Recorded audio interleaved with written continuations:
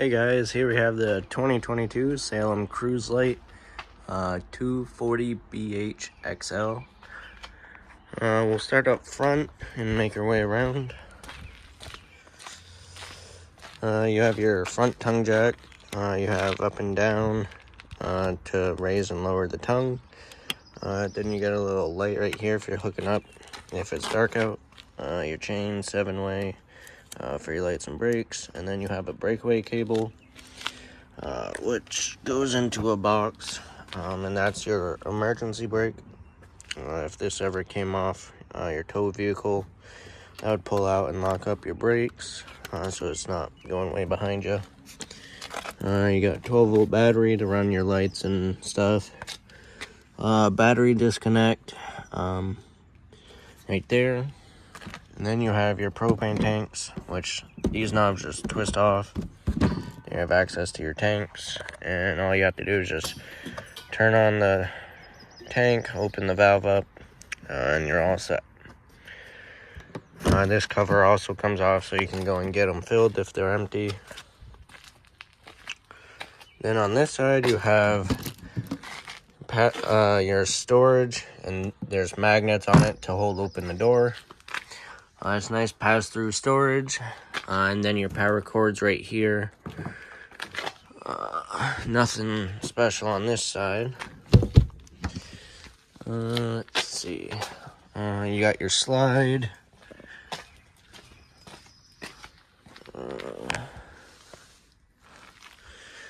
Let's see. I don't think there's anything under here that you have to know about. No. Alright, so on the back side, this is where your power cord will plug into. This is a 30 amp unit. Let's see. It doesn't say it on there. Oh, right here. It's a 30 amp unit. So when you go to a campground, make sure you ask for the 30 amp hookups. When you're at home, you can plug in to a household outlet with an adapter. That'll allow you to charge your battery, get your fridge cold. You can clean inside and stuff. The only thing you can't run when you're plugged into a regular household outlet is the air conditioner, because that requires the 30 amp service. If you try running the air conditioner off a regular household outlet, end up burning up your cord because it's just not having enough power. Then you got your outside showers, just hot and cold water. Your water heaters right here. That cover just pulls off.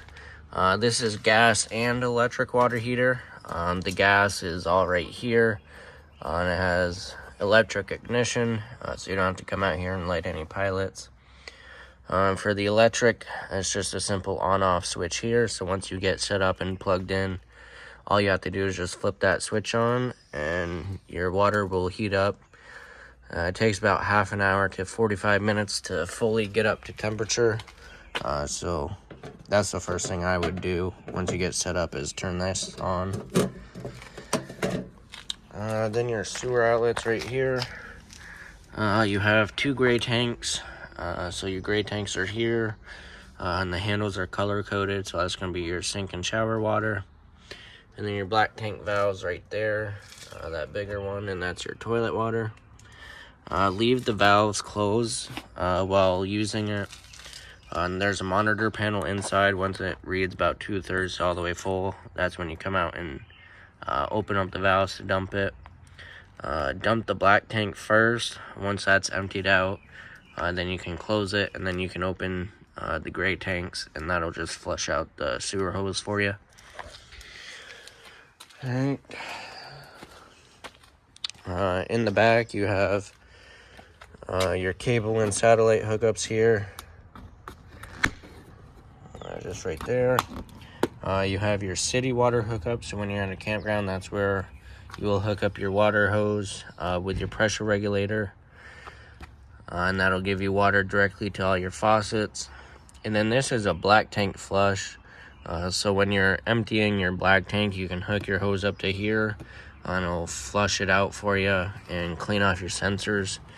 With this, you want to make sure the black tank valve is open. That way, if you're using this and the valve's closed and you get carried away and it fills up, the only place for it to go is out the vent on the roof, and you just don't want that happening.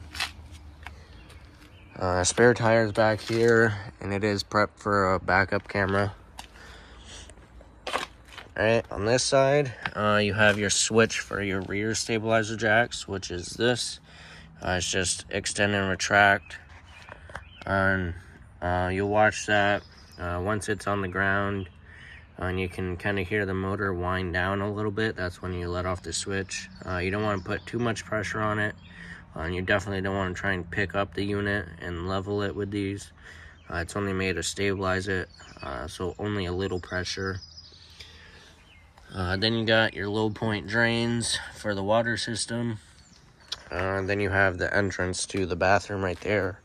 And this just has the regular pull-out steps. You got the exhaust for the furnace. Just make sure nothing's in the way of that. And don't touch it while using it, because that gets pretty hot. Then you got some outside outlets. And you got an outside TV hookup right here.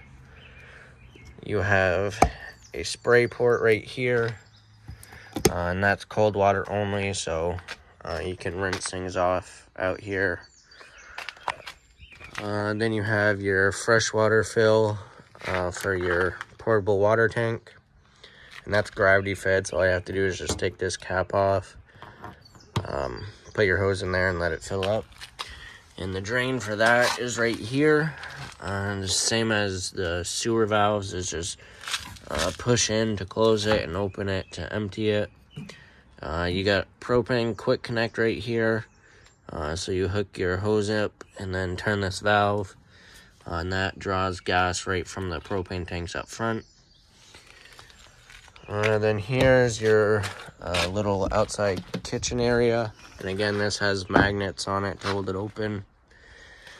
So you got little flat top cooking right here. And that comes out quite a ways. Then this is the hose that connects to it. You'll connect one end to here and then the other end to that quick connect underneath. Nice little countertop right here. And then you got a mini fridge. Alright. Then you got the other side to the pass-through storage. Let's see. Nothing special in here. Right here is like a little laundry chute. So next to the bed, this will open up, and then you can put your laundry in this bag. Then right there, that crank is for the the front tongue jack. So if it blows a fuse or if it's just not working, you can crank it up manually if you need to move. Then this is a switch for the front stabilizer jacks, which is right there. Now we'll move inside.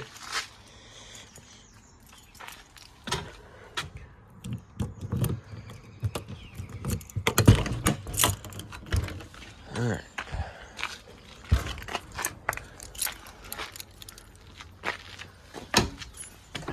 So going inside to the left is your control center. It just has your monitor panel right here.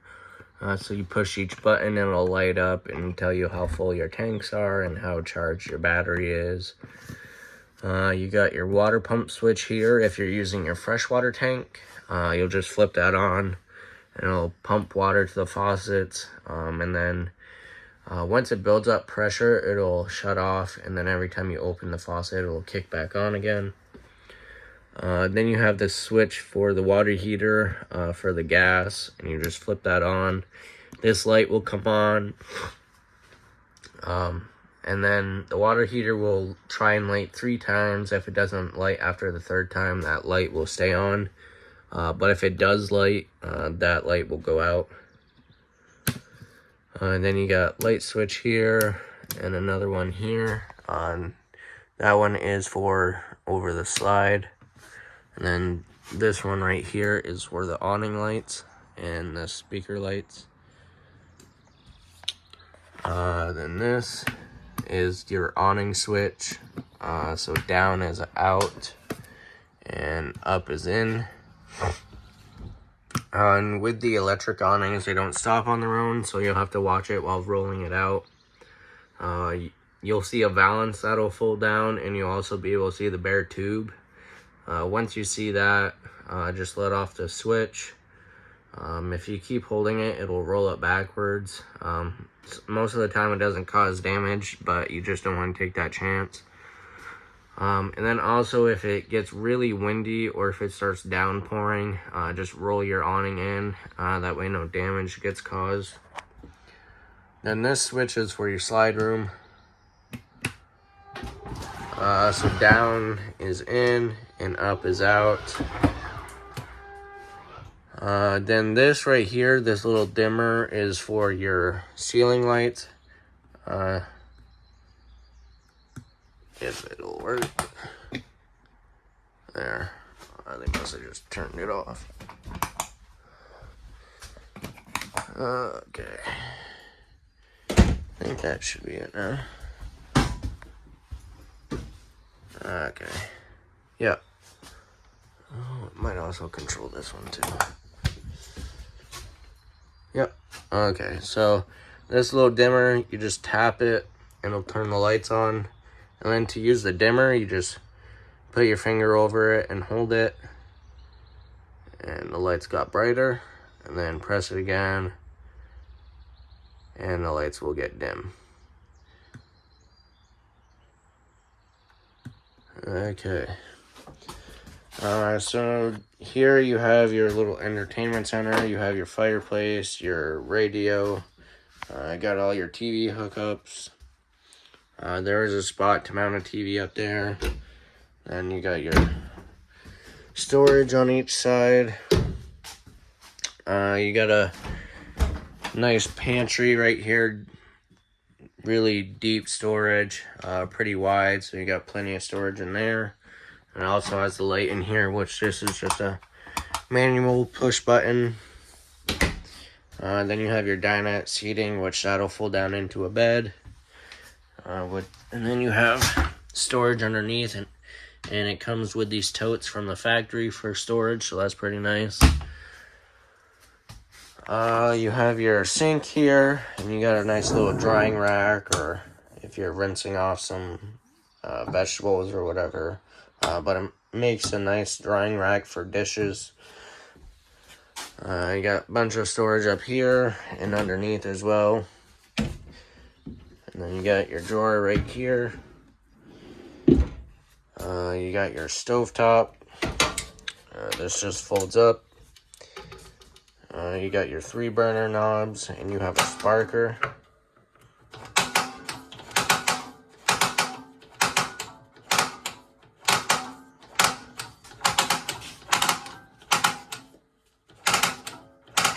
Come on.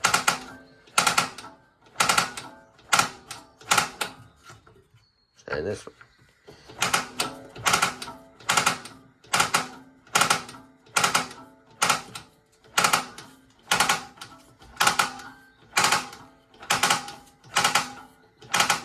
There we go. Alright. The reason why it took so long to light is because it has been lit for a few days, so some air got into the lines. But if you're using this every day, it shouldn't take that long to light. Alright, so that one's lit. We'll do this one now. That one lights. And then there's this one. And that one lights. Once whatever burner you're using is lit, you can change the flame on it for low and high. And then you have off. You have a little push button here for lights around the knobs and the oven. On the oven, you have to light the pilot, which is back there. And that also uses the sparker. But if you haven't used the oven for a while, I would recommend using a lighter. Because that draws not a lot of propane, so if there is air in the line, I would use a lighter. That way you're not sitting there sparking it forever. To light it, you just turn this to the little flame, and then you hit the sparker or use your lighter until it's lit. And then once it's lit, you can change to what temperature you want.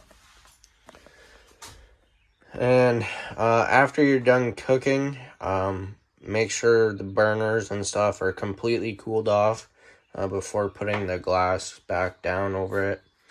Because if these are still hot and you put the cover down, it will shatter. We've had it happen to our rentals, so you just don't want that to happen. You have light and fan, household microwave, your 12-volt fridge right here. So you have your button right here for the controls. So press and hold it, it'll come on. It usually takes about 10 seconds.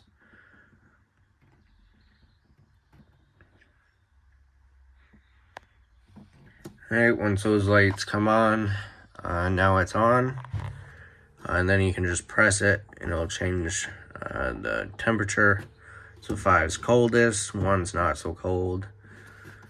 And being a 12-volt fridge, if you have this parked for a week or two or longer at a time,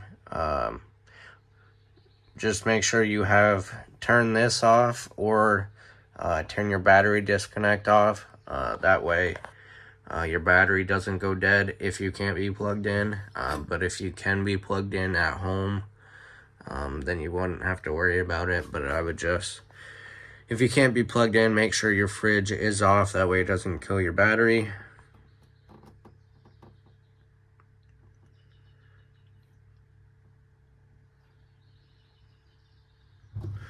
Alright, and then your freezer's up here, which has its own little control knob up there.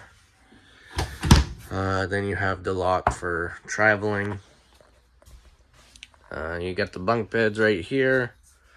And it has a light up there and a USB port. And same thing down here. And then you got the little privacy curtain. Right under here is your converter. And this is where all your fuses and breakers are. You have your thermostat right here. So this big button, you just press it. It'll change the mode it's in. So cool, high is the air conditioner, and then low. And then when it's in the auto, that's set it to your temperature. And then once it gets to that temperature, it'll shut off. But if you have it just on low and high, it'll just run all the time. And then you have heat for your furnace, and then off. And your up and down arrows is how you control the temperature. Now go into the bathroom, you have your sink, your little storage underneath. You got your medicine cabinet right here. And then your medicine cabinet has a little latch right here. So this little string comes out, and then it'll hook right into this piece right here. Just like that. And that'll just keep it from coming out and stuff. You got your toilet foot flush right here. Press it a little bit, it'll add some water to the bowl. And then press it all the way down, it'll flush it. Then your shower's here. Hot and cold water, and your shower curtain, you just pull open.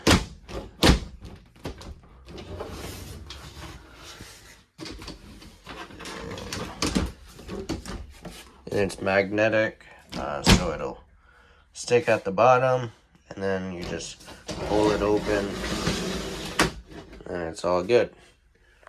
You got a vent with a fan in it. This knob's to crank open the lid. Then you got your switch to turn on and off the fan. You got your light right there. Light switch here for it. So that does have a switch. Alright, now we'll make our way to the bedroom. It's right behind here. You got your light switch for the bedroom. This is that laundry chute I was telling you about earlier. So you just open that up. I guess these strings aren't connected, but just go like that, maybe.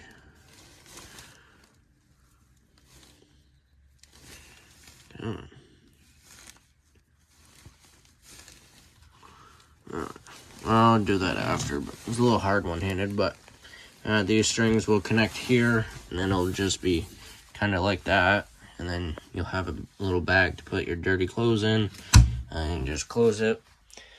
USB port right here. You got little closet hanging space. There is an outlet in here, and there's a little access hole there. Some more storage up there. Closet, same thing on that side. And you do have TV hookups right over here. And you can mount a TV right here.